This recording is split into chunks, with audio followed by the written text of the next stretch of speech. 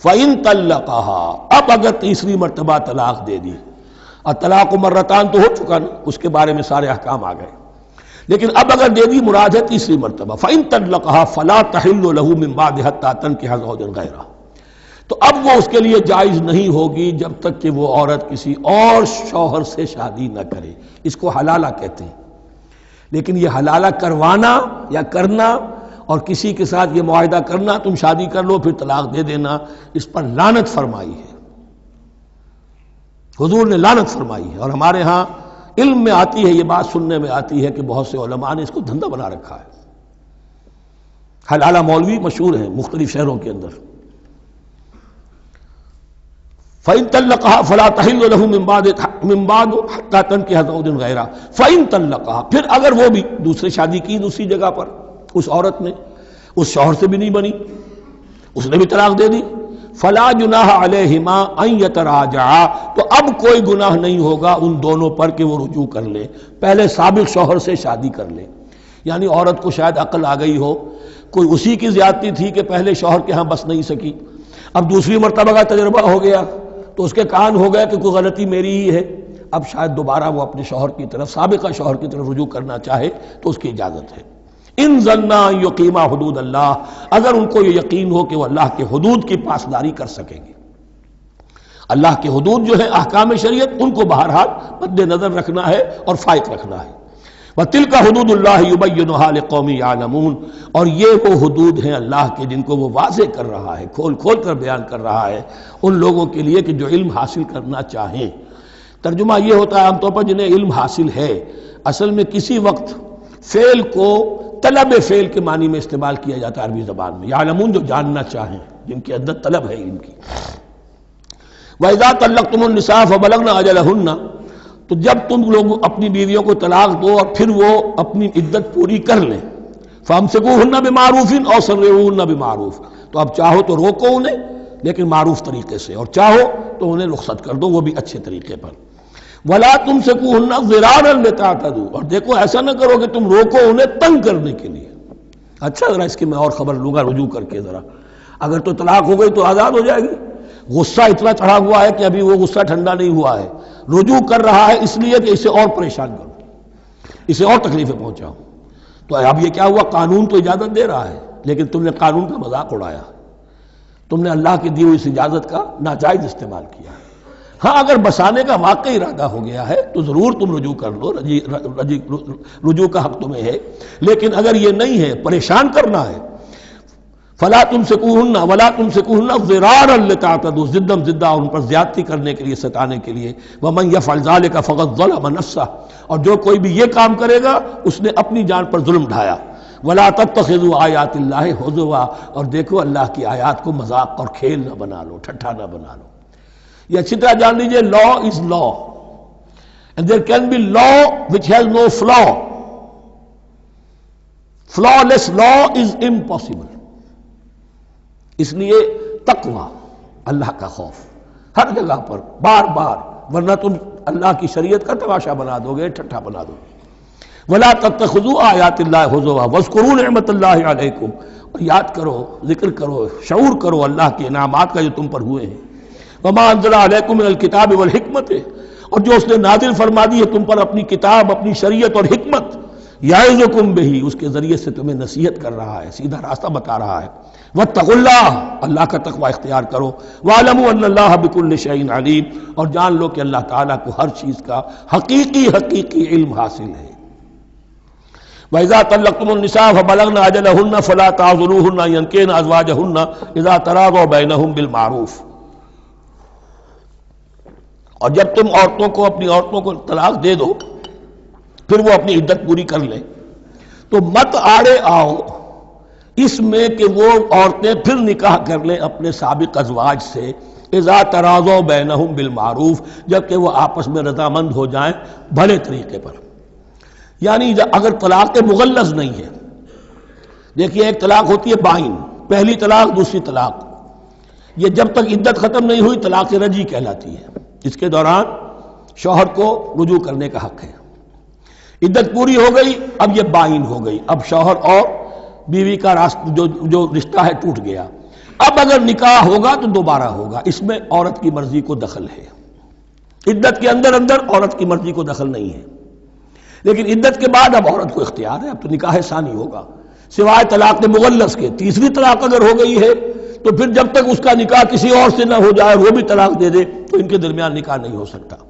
گویا کہ یہ دو طلاقوں کے بعد اگر پھر یہ لوگ جب کہ طلاق بائن ہو چکی ہو، وہی عورت وہی مرد پھر نکاح کرنا چاہیں تو اب تم آڑے مت آؤ۔ ہوتا کیا ہے، عورت کے بھائی ہیں، اب انہیں غصہ چڑھا ہوا، اس بدماش نے یہ کچھ کیا تھا، اس نے تمہیں ایسے ایسے ستایا تھا، اس نے یہ کیا تھا، اب تمہیں ہم شادی نہیں کرنے دیں گے اس کے ساتھ، نہیں، یہ کام تمہارا نہیں ہے۔ اگر وہ اذا تراضوا بینہم، اگر وہ باہم راضی ہو جائیں تو تم اب ان کے آڑے مت آؤ، بالمعروف، ذالک یوعظ بہ من کان منکم یؤمن باللہ والیوم الآخر، یہ وہ چیزیں ہیں جن کی نصیحت کی جا رہی ہے تم میں سے ان کو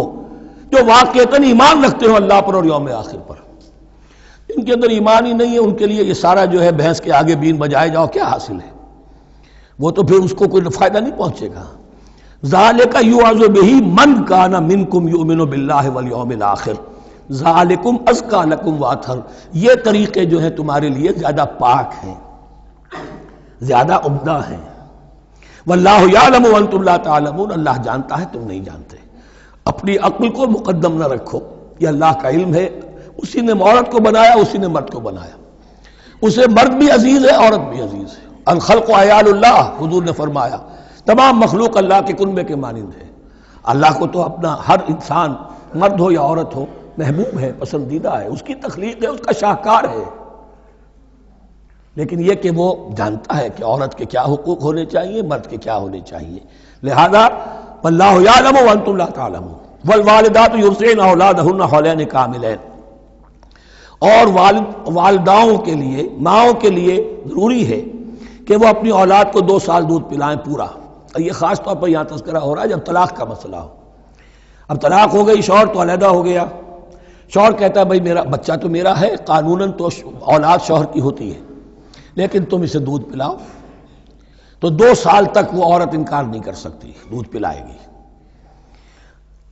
لمن اراد ان یتم الرضاعہ، جو شخص چاہے کہ یہ رضاعت پوری کروائے اپنی سابقہ مطلقہ بیوی سے۔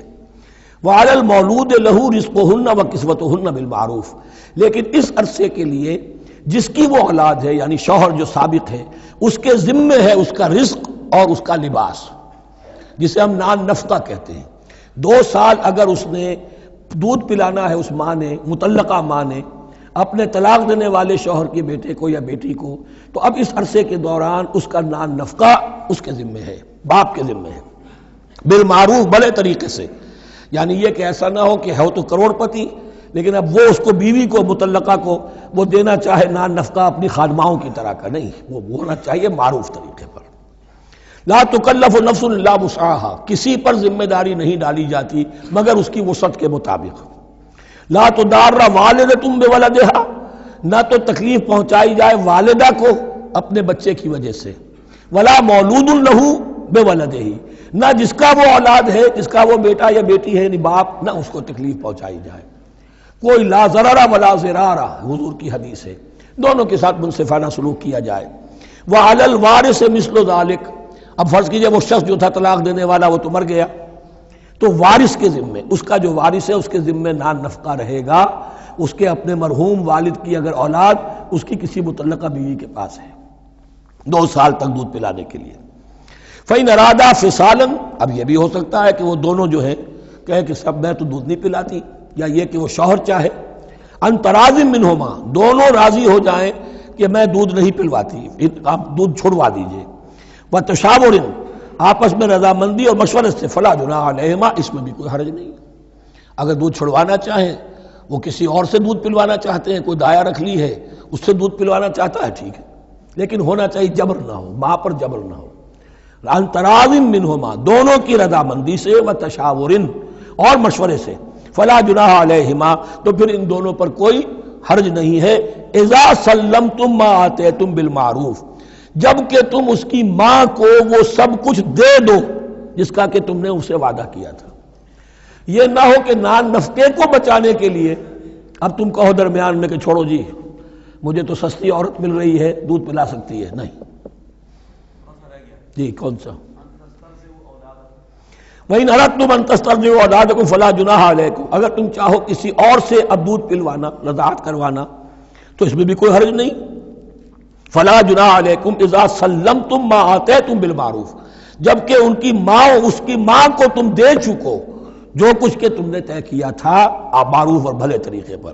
وَاتَّقُوا اللَّهَ، اور اللہ کا تقوی اختیار کرو۔ وَاعْلَمُوا أَنَّ اللَّهَ بِمَا تَعْمَلُونَ بَصِيرٌ، اور جان لو کہ جو کچھ تم کر رہے ہو اللہ اسے دیکھ رہا ہے۔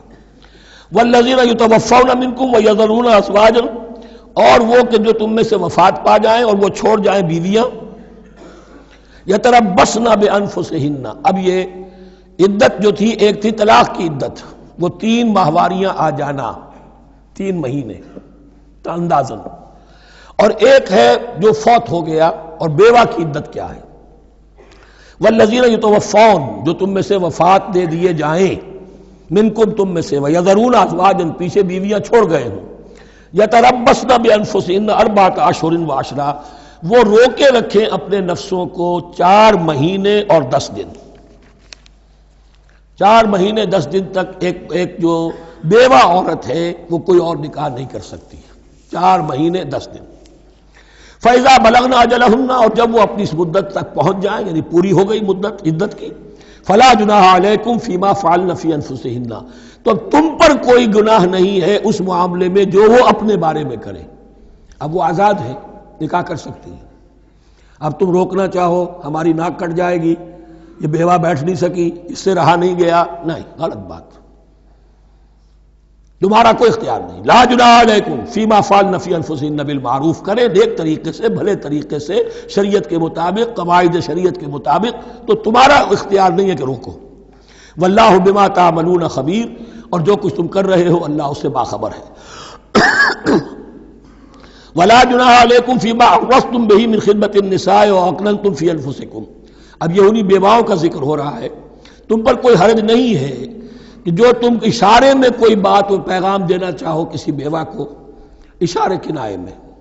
لیکن یہ کہ اس میں عدت کے دوران نکاح تو نہیں ہو سکتا، اشارے کنائے میں یہ کچھ بات کہی جا سکتی ہے کہ مجھے دلچسپی ہے، شاید میں کوئی بھی طریقہ اختیار کیا جائے۔ او اکننتم فی انفسکم، یا اپنے دلوں میں چھپائے رکھو، تو اللہ کو کوئی اعتراض نہیں۔ اس میں یہ کہ ظاہر بات ہے کہ ایک آدمی علم اللہ انکم ستذکرونہن، اللہ کے علم میں ہے تمہیں ان کا خیال تو آئے گا ہی، آخر یہ عورت تھی، بیوہ ہو گئی ہے، اب میں اس سے شادی کر سکتا ہوں، آپ کو رغبت ہے اس کی طرف نکاح کی، تو اب کوئی آدمی سوچے میرے دل میں خیال آ رہا ہے بیوہ کے بارے میں، میں تو گناہ گار ہو گیا، میرا دل گناہ گار ہو گیا، نہیں، یہ قانون فطرت ہے۔ علم اللہ انکم ستذکرونہن، اللہ کے علم میں ہے ان کا خیال تو تمہیں آئے گا ہی۔ ولکن لا تواعدوہن سرا، لیکن ایسا نہ کرو کہ ان سے معاہدہ کر لو خفیہ خفیہ، طے ہو جائے، بات پکی ہو جائے، سرا الا ان تقولوا قولا معروفا، سوائے اس کے کہ کوئی معروف بات کہہ دی جائے جس سے انہیں اشارہ مل جائے، بس۔ ولا تعزموا عقدۃ النکاح حتی یبلغ الکتاب اجلہ، اور مت باندھو گراہ نکاح کی جب تک کہ قانون شریعت اپنی مدت پوری نہ کر لے، یعنی عدت جب تک پوری نہ ہو جائے۔ اب یہاں دیکھیے حتی یبلغ الکتاب، کتاب سے مراد شریعت، قانون شریعت، کتاب سے مراد یہاں کیا ہے کہ جو بھی قانون آ چکا ہے کتاب کے اندر، 4 مہینے 10 دن کے بعد نکاح اس سے پہلے نہیں ہوگا۔ وَاعْلَمُوا أَنَّ اللَّهَ يَعْلَمُ مَا فِي أَنفُسِكُمْ فَاحْذَرُوهُ، اور جان لو کہ اللہ خوب جانتا ہے جو تمہارے دلوں میں ہے، پس اس سے ڈرو، اس کی پکڑ سے بچو۔ وَاعْلَمُوا أَنَّ اللَّهَ غَفُورٌ حَلِيمٌ، اور یہ بھی جان لو اللہ غفور بھی ہے، بخشنے والا بھی ہے، وہ خطا ہو گئی ہے، استغفار کرو، توبہ کرو، اللہ معاف فرمائے گا۔ اور حلیم ہے، وہ فوراً نہیں پکڑتا بلکہ ڈھیل دیتا ہے، مہلت دیتا ہے، اگر چاہو تو تم توبہ کر لو۔ لا جناح علیکم ان طلقتم النساء ما لم تمسوهن او تفرضوا لهن فریضہ، تم پر کوئی گناہ نہیں ہے کہ تم ایسی بیویوں کو طلاق دے دو کہ جن کو نہ تو تم نے اب تک چھوا ہو اور نہ ان کے لیے مہر مقرر کیا ہو۔ یہ ہو جاتا تھا نکاح جو ہے بچپن میں بھی کر دیے جاتے تھے، لیکن ابھی کوئی نوبت نہیں آئی ہے، نکاح تو ہو گیا لیکن نہ کوئی مہر مقرر ہوا ہے، نہ کوئی ان کی ملاقات ہوئی ہے، تو اگر ایسا کرو گے تو کر سکتے ہو۔ وَمَتِّعُوهُنَّ، لیکن شرافت کا تقاضا یہ ہے کہ جو لڑکی تم سے منسوب رہی ہے اب اگر وہ رشتہ توڑ رہے ہو تو اسے کچھ دے دلا کر، اسے کچھ نہ کچھ متاع، کچھ سامان دنیاوی دے کر، متعوہن علی الموسع قدرہ وعلی المقتر قدرہ، جو وسعت والا ہے، جس کو کشائش حاصل ہے، غنی ہے، وہ اپنی حیثیت کے مطابق، اور جو تنگ دست ہے وہ اپنی حیثیت کے مطابق، متاع بالمعروف، اور یہ ساز و سامان دینا جو ہے یہ بھی بھلے انداز میں ہو، ایسا نہ ہو جو خیرات دی جا رہی ہو۔ حقا علی المحسنین، یہ حق ہے محسنین پر، یہ سمجھے کہ ہم پر اللہ تعالیٰ کی طرف سے عائد کردہ یہ ذمہ داری ہے۔